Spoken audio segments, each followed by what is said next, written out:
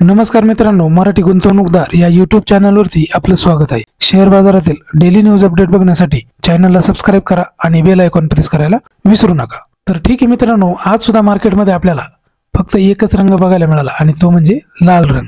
आज मार्केटमध्ये आपल्याला बिअर गँग ऍक्टिव्ह झाल्याचं पाहायला मिळालं। निफ्टी 50 मध्ये 108 पॉईंटची घसरण आपल्याला आज पाहायला मिळाली। त्यानंतर बँक निफ्टी मध्ये 32 पॉईंटची घसरण बघायला मिळाली आणि सेन्सेक्स मध्ये 331 पॉईंटची घसरण बघायला मिळाली। मार्केटमध्ये काय झालं, सकाळची जी रॅली आहे ती टिकली नाही। त्याचं कारण म्हणजे प्रॉफिट बुकिंग। आपल्याला सकाळी बाजार हा पॉझिटिव्ह बघायला मिळाला, पण इंट्राडे मध्ये मोठ्या प्लेयरने काय केलं, प्रॉफिट बुक केल्यामुळे मार्केट आपल्याला खाली घसरताना पाहायला मिळालं। त्यानंतर 26,200 वरून मार्केट वारंवार रिजेक्शन देताना आपल्याला पाहायला मिळते, म्हणजे 26,000 हा एक स्ट्रॉंग रेजिस्टन्स आपल्याला पाहायला मिळतोय। 26,200 पर्यंत मार्केट जर गेलं तर मोठी प्रॉफिट बुकिंग आपल्याला पाहायला मिळते। हा झोन आणखी एकदा तुटला नाही म्हणून काय होतंय, सर्व इंडेक्स खालच्या दिशेने आपल्याला येताना पाहायला मिळाले। त्यानंतर मार्केट खाली कोसळण्यामागे सर्वात महत्त्वाचं कारण म्हणजे ग्लोबल अनसर्टनिटी आणि फेड रेट कटचे मिक्स संकेत। जरी फेड रेट कटचे आशा आहेत तरी US डेटा काय आहे आपल्याला वीक बघायला मिळाला। त्यानंतर डॉलर सुद्धा मजबूत होत चाललाय आणि त्यामुळे काय होतंय, इमर्जिंग मार्केटवरती दबाव येतो आणि त्यामुळे आपल्याला मार्केटमध्ये आज घसरण पाहायला मिळाली। त्यानंतर काही गुंतवणूकदारांनी काय केलं, त्यांच्या ज्या पोझिशन्स आहेत त्या सुद्धा कमी केल्या, त्यामुळे आपल्याला मार्केटवरती दबाव बघायला मिळाला।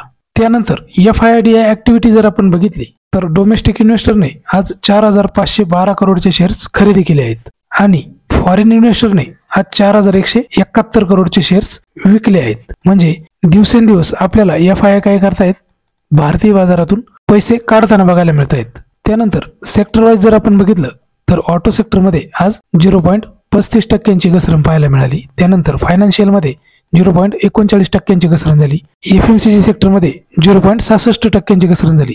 त्यानंतर IT सेक्टर एक असं सेक्टर होतं ते आज आपल्याला ग्रीन मध्ये बघायला मिळालं आणि त्यामागचं कारण आपण पुढे बघणार आहोत। त्यानंतर मीडिया सेक्टरमध्ये सुद्धा आज 0.53% घसरण बघायला मिळाली। त्यानंतर सगळ्यात जास्त जी घसरण झाली ती आहे मेटल सेक्टर, यामध्ये 1.23% घसरण झाली। त्यानंतर फार्मा सेक्टरमध्ये सुद्धा 0.39% घसरण झाली। त्यानंतर PSU बँकेमध्ये सुद्धा आपल्याला थोडी घसरण पाहायला मिळाली। त्यानंतर प्रायव्हेट बँकांमध्ये सुद्धा हलकीशी घसरण बघायला मिळाली आणि रिअल्टी सेक्टरमध्ये आपल्याला सर्वात मोठी घसरण बघायला मिळाली। 2% जास्त घसरण आज रिअल्टी सेक्टरमध्ये झाली। त्यानंतर हेल्थ केअर इंडेक्समध्ये सुद्धा 0.53% घसरण आपल्याला बघायला मिळाले। त्यानंतर कन्झ्युमर ड्युरेबल सेक्टरमध्ये सुद्धा 1% घसरण आपल्याला झाल्याचं पाहायला मिळालं। ऑइल अँड गॅसमध्ये सुद्धा 0.84% घसरण झाली। त्यानंतर मिड स्मॉल हेल्थ केअरमध्ये सुद्धा 0.46% घसरण झाली आणि फायनान्शियल सर्व्हिसेस एक्स बँक यामध्ये सुद्धा आज आपल्याला 0.67% घसरण बघायला मिळाली। म्हणजे एकंदरीत IT सेक्टर सोडलं तर सगळ्या सेक्टरमध्ये आज आपल्याला जोरदार घसरण बघायला मिळाली। आज आपल्याला IT सेक्टरमध्ये वाढ बघायला मिळाली आणि त्यामागचं कारण म्हणजे जॉन विल्यम्स।